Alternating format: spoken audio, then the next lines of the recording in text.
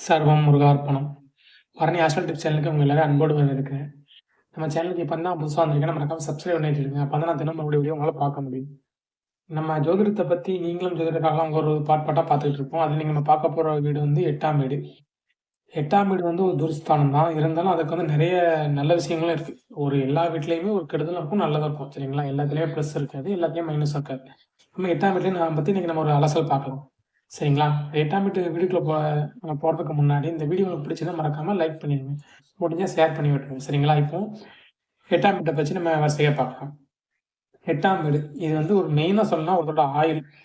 இத வச்சு பார்க்கலாம். தோல்விகள், துன்பங்கள், ஒரு சௌகரியம் இல்லாத செயல்கள், தடைகள், கீர்த்தி கிடைக்காது. இதெல்லாம் பார்க்கலாம். இதுமாரி பெண்களுக்கு 8ஆம் வீடு என்பது மாங்கல்ய ஸ்தானம். சரிங்களா? ஒரு பெண் தீர்க்க சுமதியா இருப்பாளா, இருக்க மாட்டாளா, இல்ல விதவை ஆயிருவாங்களாங்கிறத 8ஆம் வீட்ட வச்சு நம்ம பார்த்துக்கலாம்.